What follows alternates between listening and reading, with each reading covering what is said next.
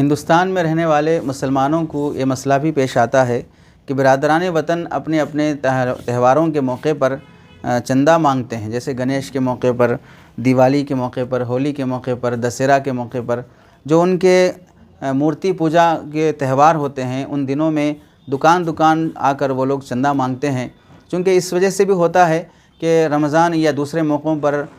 ہمارے بعض نادان مسلمان ان سے کسی طرح کا تعاون قبول کرتے ہوں گے، یا نہ بھی کرتے ہوں تو رواداری کی بنیاد پر وہ بھائی چارگی کی بنیاد پر وہ مانگتے ہیں۔ تو ایسے موقع پر اسلامی ہدایت یہ ہے کہ عام غیر مسلم کی مدد کرنی چاہیے، اس کے ذاتی مجبوریوں اور ذاتی کمزوریوں میں تعاون کرنا چاہیے۔ غیر مسلم پڑوسی ہے، بیمار ہو گیا، عیادت کا حکم ہے، قرضے میں مبتلا ہو گیا، تعاون کے ذریعے قرضے سے ہٹانے کا بھی حکم ہے، قرضے کا بوجھ ہٹانے کا حکم ہے، اور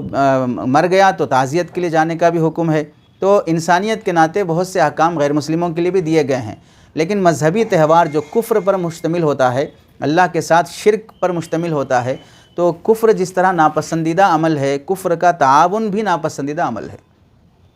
کفر پر راضی رہنا بھی گناہ کبیرہ بلکہ کفر کے درجے تک کی بات ہے۔ اس لیے فقہا نے لکھا ہے کہ عام حالات میں تو غیر مسلم کی بھی مدد کرنا چاہیے، اور یہ اسلامی حکم ہے، اللہ کے نبی علیہ السلام نے بھی کیا ہے غیر مسلموں کی مدد اور ان کا تعاون۔ لیکن اگر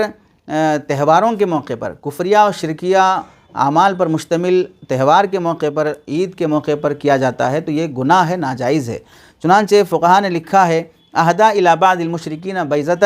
یرید بہ تعظیم ذلک الیوم فقد کفر باللہ۔ اگر کسی نے گنیش کے موقع پر، ہولی دیوالی کے موقع پر، دسہرہ کے موقع پر ان کو ایک انڈا بھی دیا، یہ سمجھ کر کہ آج ان کی عید کا دن ہے، آج اچھا دن ہے، آج ان کی خوشی کا دن ہے، یہ بہت مبارک دن ہے، ایسا سمجھ کر اگر کسی نے تعاون کیا تو اس نے اللہ کے ساتھ کفر کیا، یعنی وہ شخص کافروں جیسا عمل کیا یا وہ کافر ہو گیا۔ اس لیے تہواروں میں تعاون کرنے کی شریعت میں اجازت نہیں ہے۔ ہاں اگر کئی ایسے علاقے ہوں جہاں پر تعاون نہیں کیا جائے گا تو فتنے کا اندیشہ ہے، آپس میں دشمنیوں کا اندیشہ ہے، جانی اور مالی نقصان کا اندیشہ ہے، نفرتیں پھیلنے کا اندیشہ ہے،